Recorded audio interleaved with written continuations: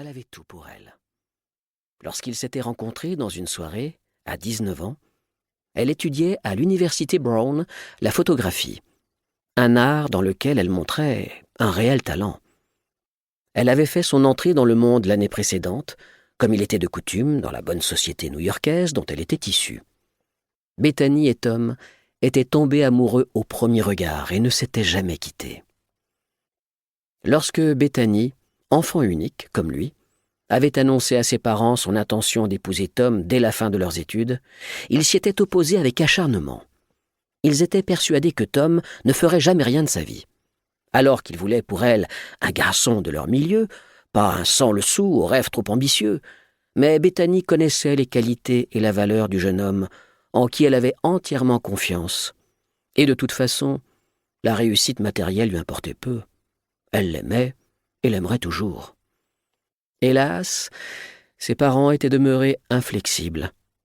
Aussi, 2 semaines après la remise des diplômes, Tom et Bethany avaient réuni leurs économies pour se rendre à Las Vegas, où ils s'étaient dit oui dans la chapelle Elvis. Quand ils l'avaient appris, les parents de la jeune femme n'avaient pas bien réagi. Tom avait aussitôt accepté un poste modeste dans une grande banque new-yorkaise et trouvé un deuxième boulot de serveur. Bethany, quant à elle, avait renoncé à la somme mensuelle que lui allouait jusque-là son père. Désormais photographe indépendante, elle travaillait également comme serveuse. Il vivait de peu pour économiser au maximum, car l'idée était que Tom puisse compléter sa formation par une école de commerce. Il avait bientôt été admis à la Wharton School, l'une des écoles les plus prestigieuses au monde, et sa détermination et sa réussite naissante avaient fini par forcer le respect et l'admiration des parents de Bethany. Dès qu'il avait été en mesure de le faire, Tom avait offert aux siens une maison digne de ce nom, et dans l'intervalle, Coco était née. Bethany avait 2 règles de vie qu'elle avait inculquées à sa fille dès son plus jeune âge. Ne te plie pas à la volonté des autres et sors des sentiers battus. Selon elle, il n'y avait rien de pire que vivre en tournant le dos à ses rêves.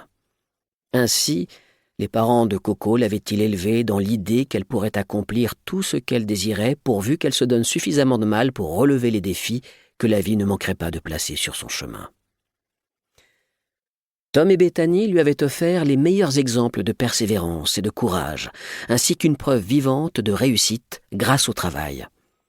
Eux-mêmes n'avaient jamais renoncé à leurs rêves, ni perdu confiance l'un en l'autre. Et, après 24 ans de mariage, ils s'aimaient comme au premier jour.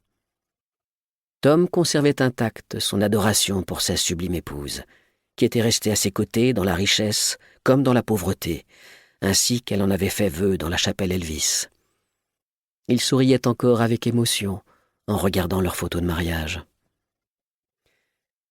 Les parents de Tom et Bethany, qui les avaient eus relativement tard, étaient tous les 4 décédés dans la petite enfance de Coco. Elle avait donc grandi sans grands-parents, sans les avantages ni les complications qui vont avec. Ses parents constituaient tout son univers, et elle évoluait au centre de leur amour et de leur attention. La fortune venant, Tom, guidé par Bethany, avait acquis une patine de sophistication. Ils habitaient Manhattan, dans un magnifique appartement de la 5e avenue, donnant sur Central Park, et possédaient une résidence secondaire à Southampton, en bord de mer. Coco adorait y séjourner avec eux. Ils avaient choisi pour elle l'une des meilleures écoles privées de New York, où elle avait fait toute sa scolarité. Elle y avait rencontré des camarades, mais d'une nature assez indépendante, elle passait le plus clair de son temps avec Samuel Stein, son meilleur ami depuis la primaire. Sam et elle étaient inséparables, à l'école comme en dehors.